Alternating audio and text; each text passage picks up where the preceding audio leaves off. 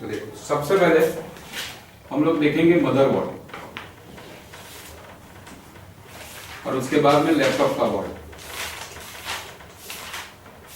Basically motherboard और laptop के अंदर क्या फर्क है हम लोग वो देखेंगे, लेकिन सबसे पहले हम देखते हैं उसका आर्किटेक्चर। तो दोनों का बेसिक आर्किटेक्चर जो है वो सेम है। जैसे कि सबसे पहले आता है सीपीयू। सीपीयू के साथ में कनेक्टेड है जीएमसीएच, इसके बाद में कनेक्टेड है आईसीएच और इसके बाद में कनेक्टेड है आईओ। ये बेसिक आर्किटेक्चर है, वो चाहे लैपटॉप का बोर्ड हो चाहे डेस्कटॉप का बोर्ड हो। सीपीयू का मतलब होता है central processing unit.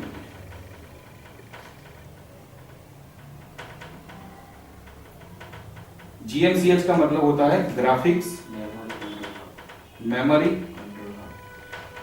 Control hub. ठीक, आईसीएच का मतलब होता है इनपुट कंट्रोलर हब और आईओ का मतलब होता है इनपुट आउटपुट कंट्रोलर। सभी जो चार जो अपनी मेजर आईसी है, तो एक बोर्ड कोई भी ले लो, तो इस बोर्ड के अंदर यहां पे है अपना सीपीयू। तो अभी मुझे पुराना P4 का बोर्ड ही लेंगे तो भी ये है अपना सीपीयू। सीपीयू के बाद में जीएमसीएच, यानी कि इसको बोलते हैं नॉर्थ ब्रिज, इसको बोलते हैं साउथ ब्रिज क्योंकि नीचे की ओर है। तो इस साउथ ब्रिज यानी कि आपका आईसीएच, इसका टेक्निकल वर्ड है आईसीएच, इसका टेक्निकल वर्ड है जीएमसीएच।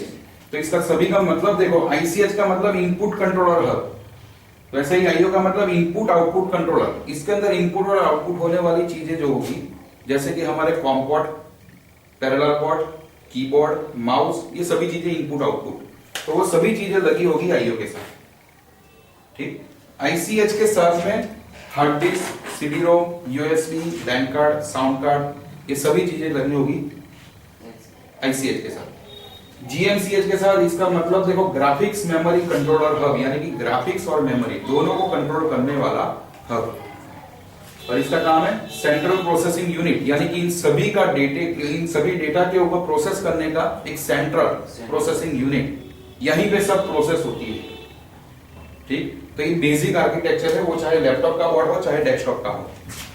अभी हम साथ में इसके साथ में रखते हैं रैम। तो रैम जो हमारा रहता है, ग्राफिक्स मेमोरी कंट्रोलर हब बोला है, तो रैम इसके साथ में होता है। क्लियर? अभी हम पहले देख लेते हैं पावर सप्लाई। तो डेस्कटॉप मदरबोर्ड के अंदर पावर सप्लाई हम लोग 12 वोल्ट, 5 वोल्ट, 3 वोल्ट, ये अलग अलग वोल्टेज हम लोग एसएमपीएस के कनेक्टर के द्वारा मदरबोर्ड को देते हैं। तो हर एक का अलग अलग वोल्टेज लेवल आपको मिल जाएगा। जैसे कि वीआरएम सेक्शन के अंदर 12 वोल्ट इनपुट होता है।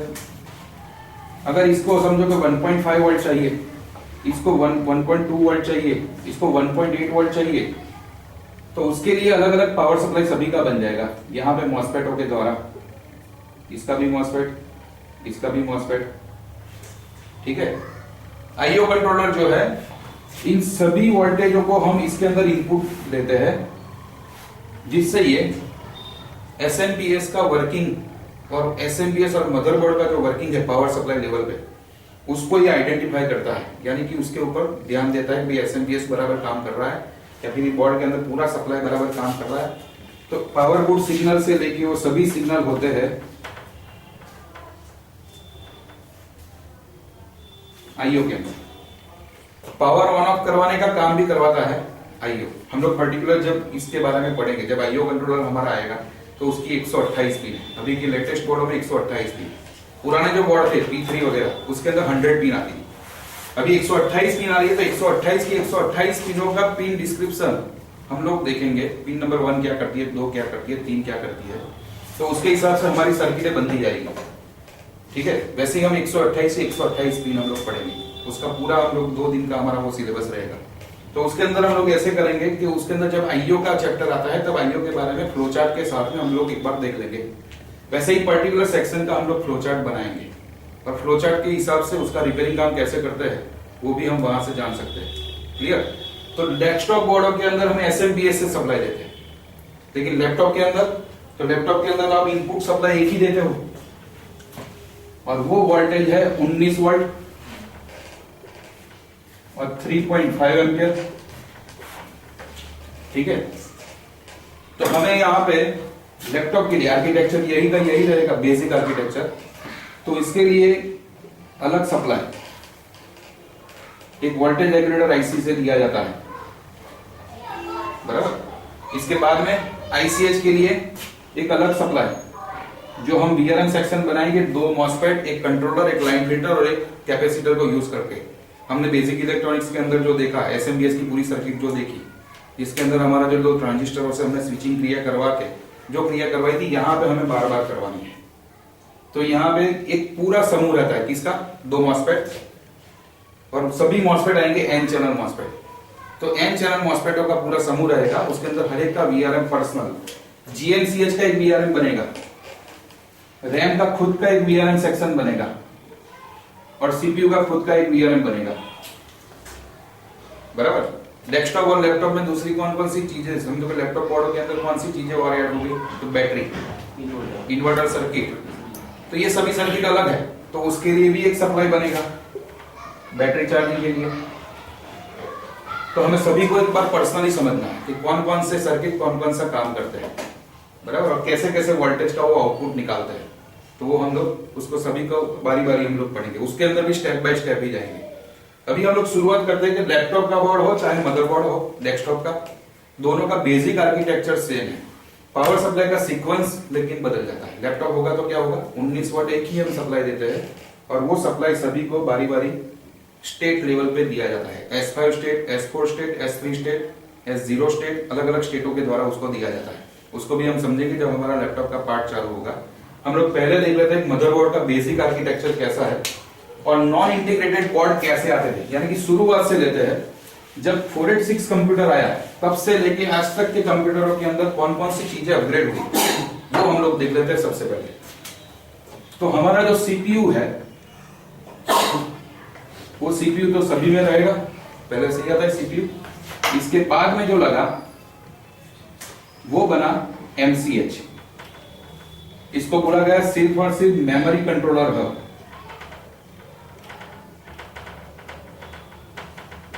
मेमोरी कंट्रोलर हब यानी कि ये सिर्फ और सिर्फ रैम को हैंडल करता था, ठीक। इसके बाद में बना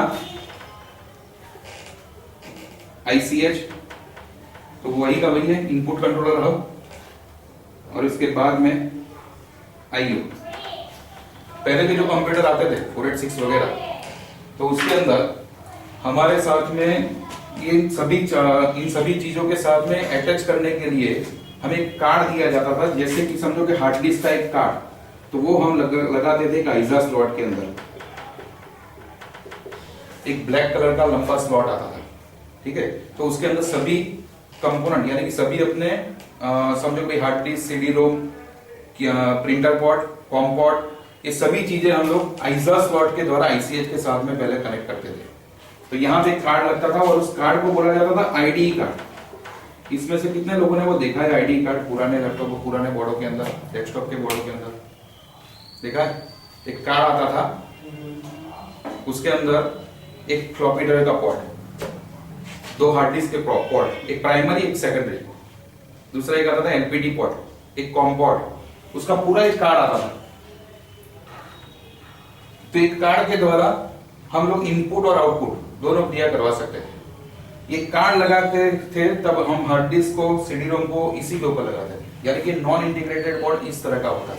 अभी जो है वो सभी क्या कौन सा है, इंटीग्रेटेड, यानी कि अपनी अभी ऐसा बोलते हैं ना कि अपना ऑन बोर्ड है, हार्ड डिस्क का पोर्ट ऑन बोर्ड है, क्लियर। तो यहाँ पे हम लोग कौन कौन सी चीजें लगा सकते थे, com port, LPT, FDT, HDT. तो इस तरह का एक कार्ड कहलाता था आईडी कार्ड। ये आईडी कार्ड, दूसरी चीज हम यहाँ पे कौन सी चीज लगा सकते थे, तो दूसरा हमें चाहिए वीजीए, तो उसके लिए भी आइजा स्लॉट के अंदर हम वीजीए कार्ड लगाते थे। वीजीए कार्ड के द्वारा हम लोग डिस्प्ले लेते थे।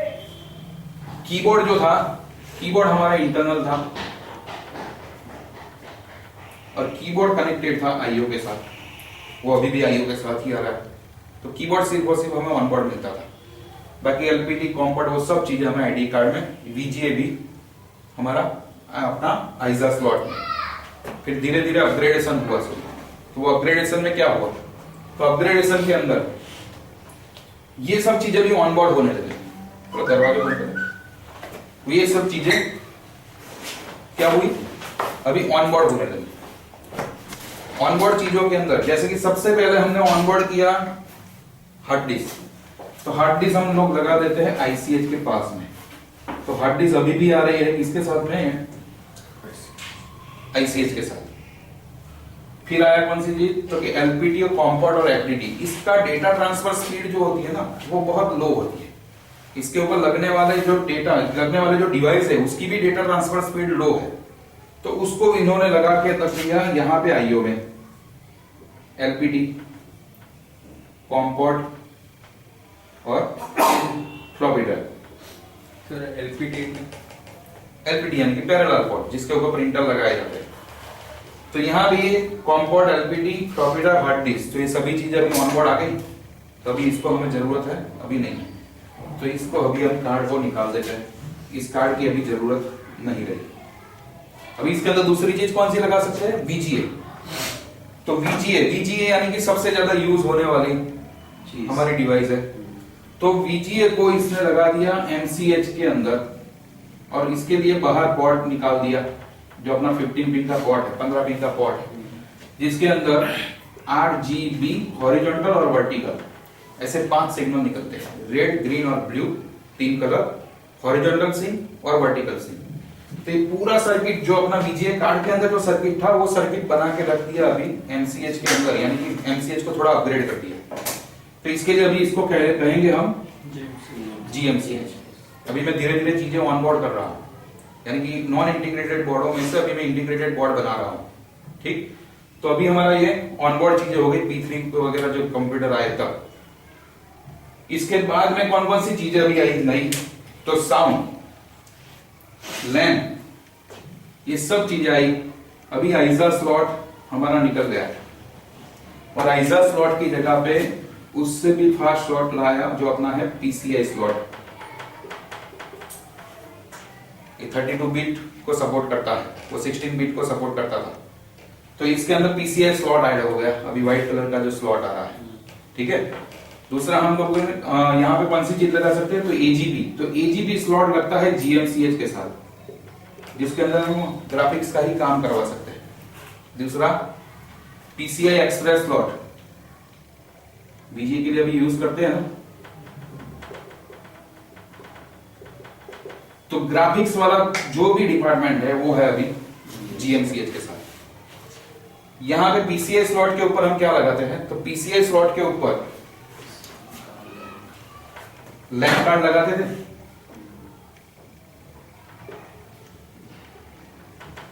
तो इसके ऊपर लैन कार्ड लगाते थे। दूसरा साउंड कार्ड, यूएसबी कार्ड, ये अलग अलग हम कार्ड किस में लगाते थे, पीसीआई स्लॉट के अंदर। अब ये पीसीआई स्लॉट के अंदर जो हम लोग लगाते थे उसको भी अगर हमें ऑनबोर्ड करना है तो इसके लिए समझो लैन, साउंड और यूएसबी। तो लैन कार्ड जो है, लैन कार्ड के अंदर क्या आता है, तो लैन कार्ड के अंदर एक लैन आईसी आती है, एक मैक आईडी की आईसी आती है, एक आता है ट्रांसफॉर्मर, स्टेप अप और स्टेप डाउन। बराबर, तो लैन कार्ड का जब चैप्टर आएगा वो मैं पूरी उसकी सर्किट कैसे काम करती है वो समझाऊंगा। एक आता है क्रिस्टल 24 मेगाहर्ट्ज का, 25 मेगाहर्ट्ज का। तो ये जो क्रिस्टल, लैन आईसी, मैक आईडी और ट्रांसफॉर्मर, इन सभी चीजों को हम लोगों ने यहां पे बना दिया, यानी कि ऑन बोर्ड अभी हो गया। ये पूरा लैन कार्ड यहां पे बिठा दिया बोर्ड के ऊपर ही, और इसका कनेक्शन दे दिया आईसीएच के साथ, जो पहले पीसीआई स्लॉट से कनेक्टेड था, अभी ऑन बोर्ड कर दिया, फिक्स कर दिया, उसके लिए एक रूट फिक्स बना के रख दिया। वैसे ही साउंड कार्ड,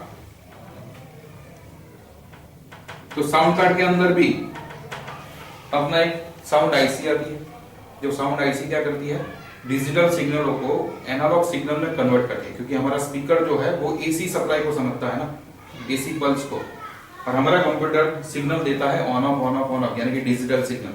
तो डिजिटल टू एनालॉग कन्वर्जन करने के लिए एक आईसी लगती है, तो वो आईसी हमने अभी ऑन बोर्ड लगा दी। जो कार्ड में आती थी वही चीज अभी ऑन बोर्ड लगा दी, और उसमें से निकाल दिए जैक,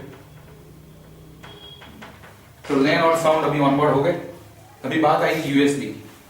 तो यूएसबी के लिए इंटेल कंपनी ने अभी आईसीएच के अंदर ही यूएसबी का पूरा सर्किट बना के रख दिया, यानी कि उसके लिए कोई सेपरेट आईसी नहीं रखी। तो आईसीएच को थोड़ा अपग्रेड करके उसमें से लगा दिया यूएसबी पोर्ट ऐसे बाहर। तो यूएसबी पोर्ट के लिए एक 5 वाट का सप्लाई, एक डेटा प्लस, एक डेटा माइनस और एक ग्राउंड, टोटल 4 पिन ही होती है। तो डेटा प्लस और माइनस आता है आईसीएच से और यूएसबी का पावर सप्लाई बनता है सेपरेट, जो हमें आगे देखना है जब यूएसबी का चैप्टर आता है तब कि उसका पावर सप्लाई कैसे बनता है। क्लियर? तो अभी ये पूरा बन गया कैसा सर्किट, इंटीग्रेटेड मदरबोर्ड वाला। इंटीग्रेटेड मदरबोर्ड के अंदर वो सब चीजें आ गई। अभी हमें ये पूरा जो है लॉजिक लेवल से हमें इसको समझना है। इसको क्या बोलेंगे, लॉजिक लेवल। एक दूसरे से कैसे वो कनेक्टेड है, एक आईसी दूसरी आईसी के साथ में कैसे बात करती है, उसको बोलेंगे हम लॉजिक लेवल। और एक पार्ट है हमारा पावर सप्लाई लेवल, जो अपने एसएमपीएस से हम लोग इसका लिए वीआरएम बनाते हैं, रैम का सप्लाई बनाते हैं, जीएमसीएच का सप्लाई बनाते हैं, आईसीएच का सप्लाई बनाते हैं। तो इन सभी को अलग अलग जो सप्लाई बनाया जाता है वो पावर सप्लाई। तो हम लोग पहले देखेंगे पावर सप्लाई सेक्शन, फिर हम लोग देखेंगे यहाँ पे लॉजिक सेक्शन, क्योंकि पावर मिलेगा, आईसी सभी ऑन होगी, उसके बाद में ही लॉजिक सिग्नल निकलेंगे। तो हम लोग पहले पढ़ेंगे पावर सप्लाई सेक्शन, फिर देखेंगे लॉजिक सिग्नल। ठीक, तो इसका एक बार ड्राइंग कर लो। और इसका आर्किटेक्चर आपको हमेशा ध्यान में रखना है, सीपीयू, जीएमसीएच, आईसीएच और आईओ, ये 4 मेजर आईसी है। ठीक है, अभी नए जो लेटेस्ट बोर्ड आए जिसके अंदर सिंगल ब्रिज है, एक ही ब्रिज है, तो वो एक ब्रिज यानी कि जीएमसीएच और आईसीएच दोनों एक ही में बना दिया है। लेकिन देखो उसके अंदर आईओ तो होगा ही, बराबर। तो वो आईओ अलग से है, उसका जो मैं सर्किट बताऊंगा वो लैपटॉप के बोर्डों के द्वारा मैं बताऊंगा। तो ये जो हमने यहाँ पे ड्राइंग में है, ओके नो प्रॉब्लम, इसके अंदर ड्राइंग में है ही, आपके बुक के अंदर वो पूरा मैंने प्रिंट करके ही रखा है। आपको करना ये है कि उसको एक बार फिर से ड्राइंग कर लेना। आगे बढ़िए, यहाँ पे हो गया क्लियर। तो कौन सी चीज कहाँ पे जुड़ी है आपको नींद में भी मालूम पड़ना चाहिए कि अगर समझिए यहाँ पे आईसीएच है तो उसके साथ में हार्ड डिस्क जुड़ी है, यूएसबी जुड़ा है, लैन और साउंड। तो इसका प्रॉब्लम यहीं तक सीमित है, इसका प्रॉब्लम यहीं तक सीमित है। आईसीएच એટલે સાઉથ બ્રિજ, हाँ, જીએમસીએચ એટલે नॉर्थ ब्रिज। साउथ ब्रिज यानी कि नीचे है, ठीक है, और नॉर्थ ब्रिज ऊपर है।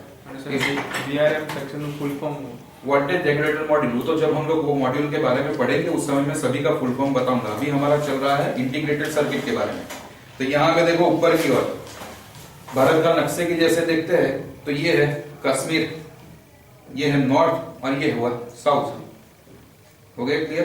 तो इसको साउथ ब्रिज बोलते हैं, ये नॉर्थ ब्रिज। लेकिन टेक्निकल वर्ड कौन से है, इसको बोलते हैं आईसीएच, इसको बोलते हैं जीएमसीएच और इसको बोलते हैं सीपी। ठीक, तो यहाँ पे आईसीएच के बाद में कौन सी चीज लगी होगी, आईओ। आईओ आपको बोर्ड में कहीं पे भी दिखेगी, कहीं पे भी घूमती होगी। आईओ यहां से यहां लगी है तो उसका मतलब ये नहीं कि रैम के साथ में कनेक्टेड है। उसका बेसिक फंक्शन किसके साथ में है, आईसीएच के साथ में। उसका सभी का वर्किंग प्रिंसिपल जो है, कोई भी कंपनी का मदरबोर्ड हो उसका वर्किंग प्रिंसिपल एक ही रहेगा। आईसीएच की जगह यहाँ पे फिक्स है, जीएमसीएच की जगह भी फिक्स है, सीपीयू की जगह भी फिक्स है, लेकिन आईओ जो है वो स्पेस के अनुसार रखिए। इस बोर्ड में यहाँ पे रखिए, किसी बोर्ड में यहाँ पे लगी होगी, किसी बोर्ड में यहाँ पे होगी, किसी बोर्ड में यहाँ पे होगी। तो आईओ का पोजीशन बदलता रहेगा, लेकिन वो कनेक्टेड किसके साथ में है, आईसीएच के साथ। तो वो चाहे बोर्ड आपका इंटेल हो, असूस हो, गीगाबाइट हो, एसरोक हो, बराबर, कोई भी बोर्ड हो, सभी बोर्डों का बेसिक आर्किटेक्चर ये रहेगा। वैसे ही लैपटॉपों के अंदर भी बेसिक आर्किटेक्चर यही रहेगा। लैपटॉपों के अंदर इस सर्किट हमारी और थोड़ी बढ़ने वाली है, जैसे कि साउंड की सर्किट, बराबर, साउंड की सर्किट आएगी, यूएसबी की सर्किट आएगी और अपनी हर एक पावर सप्लाई आएगी, अलग अलग पावर सप्लाई। ठीक, तो ये हुआ आपका बेसिक आर्किटेक्चर। कि बेसिक आर्किटेक्चर किस तरह से बना है मदरबोर्डों के अंदर। अब ये पूरा बोर्ड कैसे फंक्शन करता है, यही सब चीजें हमें 10-15 दिनों के अंदर सीखनी है। कि 15 दिनों के अंदर हम इसी के बारे में एक पर्टिकुलर सेक्शन पहले ले लेंगे कि अगर हम जब आईओ के बारे में पढ़ रहे हैं तब आईओ के बारे में ही फोकस रखेंगे, सीपीयू पढ़ रहे हैं तो सीपीयू के बारे में, रैम पढ़ रहे हैं तो रैम, जीएमसीएच, वैसे ही आईसीएच, लैन, साउंड, सभी को हम अलग अलग पढ़ लेंगे।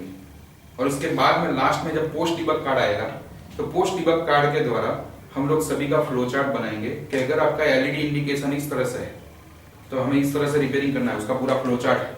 वैसे ही पोस्ट कोड एरर आता है तो पोस्ट कोड के अंदर क्या प्रॉब्लम है वो हमें देखना है। सबसे ज्यादा आप लोग डिबग कार्ड के अंदर देखना, वो एलईडी एरर ही सबसे ज्यादा आएगी। एफएफएफ कोड जनरेट होते हैं ना, एलईडी एरर आती है, तो वो एलईडी एरर जो है वो एलईडी एरर इसके अंदर का लॉजिक सप्लाई यानी कि क्लॉक, रीसेट और फ्रेम, इन तीन चीजों का एक सीक्वेंस है। उस सीक्वेंस को हमें समझना है। तो उस सीक्वेंस को समझने के लिए हमें क्या करना पड़ेगा, इसका बेसिक आर्किटेक्चर कैसे काम करता है उसको पहले समझना पड़ेगा। तो थियरी अपनी बनेगी कैसी, यूनिवर्सल। आप किसी भी बोर्ड के ऊपर उस थियरी से जाएंगे तो आपके लिए रिपेयरिंग आसान हो जाएगा। हमें पर्टिकुलर बोर्ड नहीं सीखना है, मैंने पहले ही दिन बताया था कि पर्टिकुलर मैंने आपको एक बोर्ड बताया तो बस वो एक ही बोर्ड का आप रिपेयरिंग कर सको ऐसा हमें नहीं सीखना है। हमें कैसे सीखना है, एक यूनिवर्सल थियरी के अनुसार। अभी आपके हाथ में बहुत सारे बोर्ड है यहाँ, आप किसी भी बोर्ड में उठा के देख लो, इसका आर्किटेक्चर सेम टू सेम रहेगा, सभी का वर्किंग प्रिंसिपल सेम।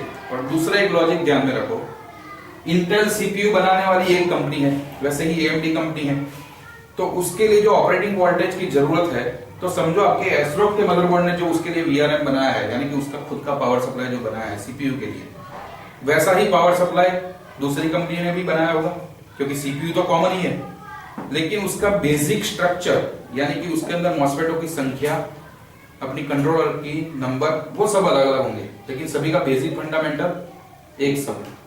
अगर एसरोक का बोर्ड है इस सीपीयू के लिए उसको 1.2 वोल्ट निकालना है, तो उसके अंदर अगर आप इंटेल का बोर्ड लोगे या गीगाबाइट का बोर्ड लोगे तो उसके लिए वही वोल्ट निकालेगा ना, लेकिन उसका डिजाइनिंग बदल जाएगा। डिजाइन बदल जाएगा यानी कि मॉस्फेटों की संख्या और कंट्रोलर के नंबर, ये सब चीजें बदल जाएगी, लेकिन बेसिक कंसेप्ट सभी का सेम ही रहेगा।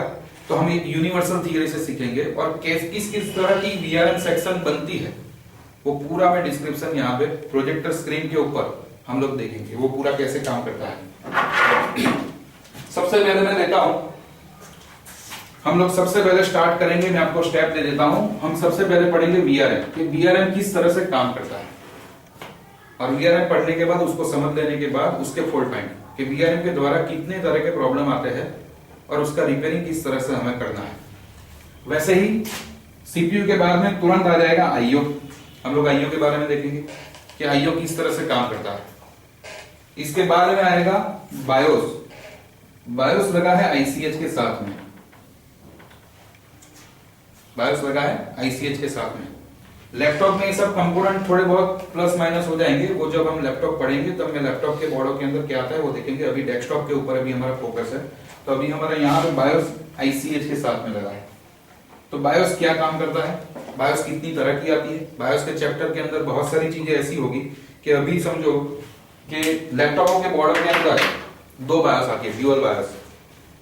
कंपनी हमें एक ही बायोस देती है, कंपनी आप जब डाउनलोड करोगे ना तो वो एक ही बायोस देती है। तो एक बायोस के अंदर दो बायोस है, तो उसको कैसे मॉडिफाई करना, आपको कैसे अलग निकालना है। यानी कि इसके अंदर एक 512 केबी की होगी तो एक 2 MB की होगी। तो 512 का आपको ऑफसेट कैसे सिलेक्ट करना है, 1 MB 2 MB का ऑफसेट कैसे सिलेक्ट करना है, उसके लिए मेरे पास में सॉफ्टवेयर है, उसको कैसे कट करना है, कैसे उसको बाइफरकेट करना है, वो सब चीजें हम लोग जब लैपटॉप का बायोस आ गया तब देखेंगे। डेस्कटॉप का बायोस है तो डेस्कटॉप का बायोस आप कोई भी कंपनी का बोर्ड लोगे सिवा के इंटेल के अलावा सभी चिपसेट बोर्डों का बायोस आपको मिल जाता है उसकी वेबसाइट के अंदर। चाइना बोर्ड जो आते हैं उसके बायोस आपको नहीं मिलेंगे, उसकी वेबसाइट ही नहीं होती। लेकिन कुछ कुछ जगह पे जितना भी मेरे पास में बैकअप है, डेटाबेस है, वो सब डेटाबेस में आपको एक पेन ड्राइव में दूंगा। तो जिसके कारण होगा एक मेरे पास में अभी टेस्टेड ओके बोर्ड कोई किया है, उसका एक डेटा रख के मैंने कॉपी करके रखा है, तो वो सब मैं दूंगा। तो उससे शुरुआत में आपको आसानी रहेगी।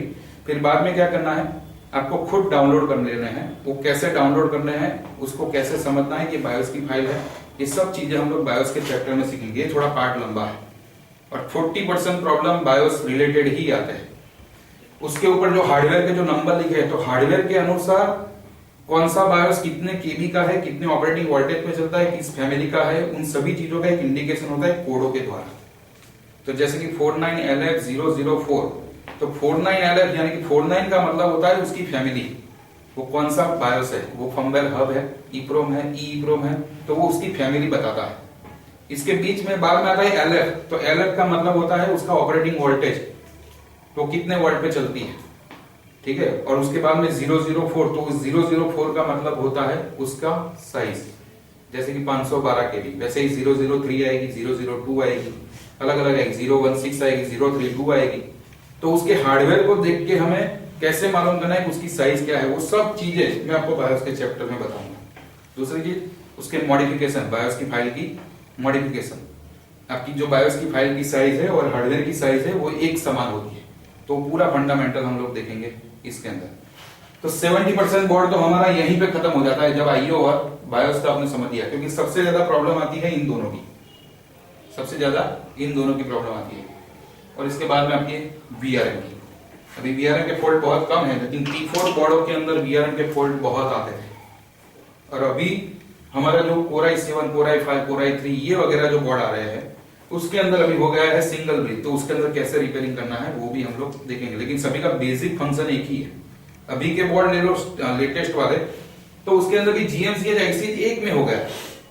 तो अभी हार्ड डिस्क से लेके रैम से लेके ग्राफिक्स से लेके सब कुछ एक ही अपना हब के अंदर लगेगा।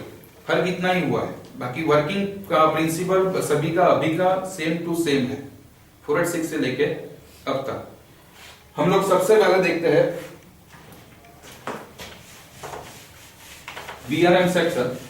तो VRM सेक्शन कैसे काम करता है?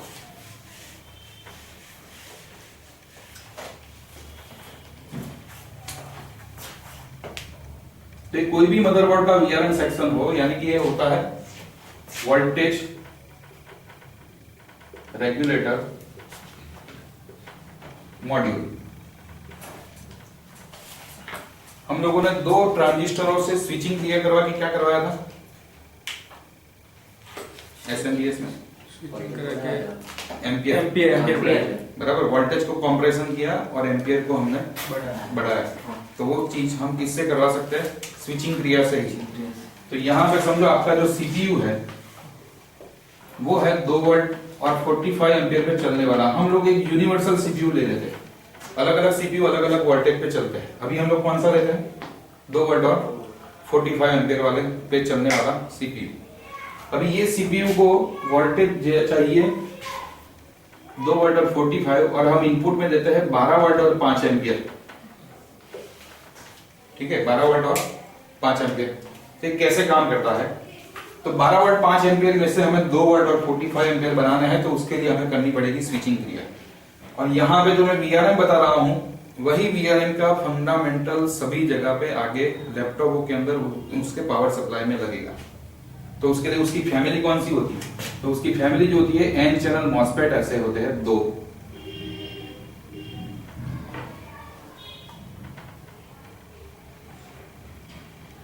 इसका सोर्स इसके ड्रेन के साथ में कनेक्टेड होता है, और ये है हमारा आउटपुट। जैसे कि हमने NPN ट्रांजिस्टरों के अंदर SMPS में क्या देखा था?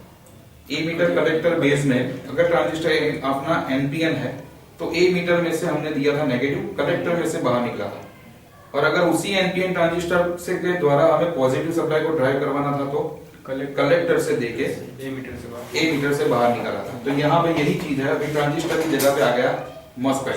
तो मॉसफेट के अंदर ड्रेन, ये है हमारा ड्रेन, ये है हमारा सोर्स, वैसे ये है हमारा ड्रेन और ये है सोर्स। ठीक, तो देखो दोनों है N चैनल मॉसफेट। तो जैसे ट्रांजिस्टर के अंदर हमने ए मीटर से डाल के कलेक्टर में से जो निकाला था नेगेटिव सप्लाई, तो वैसे ही यहाँ पे हुआ, ये सोर्स की जगह पे दे दो अपना ए मीटर, ऐसा समझ लो, और कलेक्टर से निकला। वैसे ही यहाँ पे हम कलेक्टर से पॉजिटिव सप्लाई देते हैं और ए मीटर से बाहर निकालते हैं। तो लेकिन अभी हमें कलेक्टर और ए मीटर वाला वर्ड अभी यूज नहीं करना। अभी कौन सा वर्ड आएगा? Drain source. लेकिन जो ट्रांजिस्टर में होता था वही सेम टू सेम चीज यहाँ पे हो रही। ये दोनों एन चैनल है, वहां पे भी दोनों एनपीएन ट्रांजिस्टर थे। तो ये ड्रेन के अंदर से हम 12 वोल्ट का सप्लाई देते हैं। तो स्विच हम किसके लिए लगाते हैं? स्विच बाय डिफॉल्ट डिवाइस को ऑफ रखने के लिए लगाते हैं, यानी कि बाय डिफॉल्ट हमें 12 वोल्ट को तो जाने नहीं देना है। वैसे ही इस नेगेटिव सप्लाई को भी इधर जाने देना नहीं है। कब जाने देना है? जब हम चाहे तब। तो वो चेंज किससे कराएंगे? गेट के द्वारा, बराबर। और एन चैनल मॉसफेट के गेट के ऊपर कौन से वोल्टेज देने से वो ऑन होगा? एन चैनल मॉसफेट पे हाँ, कौन से? लेकिन पॉजिटिव या नेगेटिव? पॉजिटिव। तो एन चैनल मॉसफेट के ऊपर जब मैं पॉजिटिव सप्लाई देता हूं तो ये मॉसफेट ऑन होगा। जैसे कि हमने बताया था ड्रेन के साथ में जुड़ा होगा यहाँ पे एन चैनल मॉसफेट में एक डायोड का कैथोड, यानी कि ये 12 वोल्ट यहाँ पे अलाउ नहीं है। ठीक है। लेकिन अगर इसके साथ में एक ग्राफिकली ऐसे देखे, अगर मैं इस गेट को ऑपरेट करता हूं तो ये गेट को ऑपरेट करना यानी कि ये 12 वोल्ट का जो सप्लाई है वो गेट के द्वारा, लेकिन यहाँ पे गेट फिजिकली इसके द्वारा वो सप्लाई नीचे नहीं आएगा, गेट की ओर नहीं आएगा, क्योंकि हम लोगों ने मॉसफेट चेक करने की विधि में देखा था ना कि गेट का कनेक्शन आपका ड्रेन और सोर्स के साथ में कभी भी नहीं बताएगा किसी भी रेंज में। तो इसका निकलने का रास्ता कौन सा रहता है, ड्रेन टू सोर्स, इस तरह से निकलेगा। अभी यहाँ पे क्या होगा, स्पाइक होगा। जब आप ऑन करेंगे, जब आपने स्विच ऑन किया तो स्पाइक बनता है। एनटीसी की सर्किट के अंदर हमने क्या देखा था, एनटीसी क्या करता है, स्पाइक को रोकता है। नेगेटिव टेम्परेचर कोएफिशिएंट यानी कि एनटीसी हम लोगों ने एक साथ देखा था, जब आप स्विच ऑन करते हो तब सबसे पहला बनता है स्पाइक, और वो स्पाइक आगे लगने वाली डिवाइस को खराब कर सकती है, तो उस स्पाइक को हम रोकते हैं। तो स्पाइक हमने किसको बोला है, तो स्पाइक का मतलब होता है हाई एम्पियर की साइकिल, ठीक है। तो हम लोग यहाँ पे क्या करते हैं, स्पाइक ही बनाते हैं। जो एनटीसी में हम रोकते थे एनटीसी के द्वारा, वो चीज हमें यहाँ पे बार बार करवानी है। कंसेप्ट वही है जो हम लोग आगे पढ़ के आए हैं। तो ये स्पाइक जो बनता है वो सबसे पहला स्पाइक यहाँ पे आ गया इस रास्ते। देखो ये जो है एन चैनल मॉसफेट, इस साइकिल को हम 12 वोल्ट देते हैं एसएमपीएस के सप्लाई में से, ठीक है। तो ये सप्लाई आ गया यहाँ पे, ये सप्लाई यहाँ पे नहीं जाएगा। रीजन क्या, तो रीजन ये है कि यहाँ पे भी एन चैनल मॉसफेट है, यानी कि इसके कैथोड में से तो निकल नहीं सकता पॉजिटिव सप्लाई, तो इसके लिए यहाँ पे अलाउ नहीं है इस करंट को। दूसरी चीज, यहाँ पे हमने गेट को बंद रखा है, देखो यहाँ पे नेगेटिव सप्लाई देके, तो इसका गेट भी बंद है, तो ये गेट भी इस सप्लाई को नीचे नहीं जाने देगा। तो इसके लिए एक ही रास्ता बनता है और वो रास्ता है ये, ठीक। इसके बाद में होगा ये मॉसफेट चालू होगा, ये मॉसफेट बंद, तब इसका नेगेटिव सिग्नल निकलेगा, ठीक, इसका बनेगा नेगेटिव सिग्नल। तो ये जो ऑन ऑफ की जो क्रिया है ना, इसके अंदर दोनों के हर्ट्ज अलग अलग होते हैं, यानी कि ऑन ऑफ की साइकिल के हर्ट्ज अलग अलग होते हैं। तो यहां पे साइकिल कैसी बनेगी, इस तरह से, फिर से ऐसे 4 साइकिल। अभी हम यहां पे लगा देते हैं लाइन फिल्टर। क्या लगाते हैं, लाइन फिल्टर। लाइन फिल्टर का काम क्या है, एसी को वो एसी के ऊपर अपोज करता है, उसके लिए हाई रेजिस्टेंस बन जाता है, यानी कि एसी को आगे जाके स्मूथ करके ही आगे जाने देगा। उसका इंडक्टर इस तरह से काम करता है। तो यहां से पॉजिटिव सप्लाई के लिए तो वो लो रेजिस्टेंस होता है, तो पॉजिटिव सप्लाई तो निकल जाएंगे। लेकिन अब ये सप्लाई स्मूथ नहीं है, ये सप्लाई स्मूथ नहीं कहलाता, ये सिंपल अभी डीसी सप्लाई है, इसको हमें करना है स्मूथ। तो स्मूथ के लिए हम लोग लगाते हैं यहाँ पे कैपेसिटर। कैपेसिटर का काम एसी को अपने अंदर से पास कर देना और डीसी को ब्लॉक करना, यानी कि डीसी को अपने अंदर से पास नहीं करना। तो डीसी यहाँ पे स्टोर होता है, डीसी स्टोर होता है। दूसरी चीज उसका काम है डीसी को स्मूथ बनाना, ठीक। तो अभी हमें यहाँ पे जो मिला, हमारे सीपीयू को जो जरूरत है वैसे ही 2 वोल्ट और 45 एम्पियर के सप्लाई, क्लियर। तो ये जो 2 वोल्ट 45 एम्पियर जो बना, इसको अगर समझो 45 की जगह पे 65 मुझे चाहिए या 75 चाहिए, वोल्टेज को और थोड़ा कंप्रेशन चाहिए, तो मुझे कौन सी चीज को यहाँ पे करना पड़ेगा, तो इसकी स्विचिंग की स्पीड जो है उसको बढ़ानी पड़ेगी। जितनी यहाँ पे स्विचिंग की स्पीड बढ़ेगी उतना ट्रांजिस्टर या फिर मॉसफेट, अभी तो हम मॉसफेट ही यूज करने वाले हैं, तो ये मॉसफेट उतना ज्यादा एम्पियर रेटिंग बनाएगा, ठीक। तो ये किस चीज के ऊपर निर्भर रखता है, इन गेट की सर्किटों के द्वारा। तो इन गेट की सर्किटों को कौन चलाता है, तो अभी मदरबोर्ड के अंदर इसके लिए बना है एक कंट्रोलर, एक बनता है कंट्रोलर, और ये कंट्रोलर इन गेटों को कंट्रोल करता है। ये कंट्रोलर समझो कि अपना इंटेल के बोर्डों के अंदर एडीपी सीरीज की जो आईसी आती है, एडीपी 3168, एडीपी 318081, वैसे ही आरटी सीरीज में आती है, वैसे ही आईएसएम में आती है। तो ये सभी controller IC pulse width modulation IC कहलाती है, यानी कि PWM, पल्स विड्थ मॉड्यूलेशन, यानी कि अपना ये पल्स है, ऑन ऑफ की क्रिया क्या है, एक पल्स है, और उसका विड्थ यानी कि उसकी चौड़ाई, वो जो है कंट्रोल करने के लिए एक मॉड्यूल। तो पल्स विड्थ मॉड्यूलेशन जो आईसी है वो करती है इन गेटों को ड्राइव, और गेटों को ड्राइव करके हम लोग यहां से सीपीयू के लिए चाहिए उतने वोल्टेज हम बना सकते हैं। तो ये वीआरएम सेक्शन का एक बेसिक फंडामेंटल, एक बेसिक कंसेप्ट है। मैं इस सर्किट को पूरा प्रोजेक्शन स्क्रीन के ऊपर अभी मैं आपको बताता हूं, जिसके अंदर वो पूरा एनिमेटेड तरीके से मैंने बना के रखा है। ठीक है, तो हम लोग यहीं से वो अपना प्रोजेक्टर सेट कर देते हैं।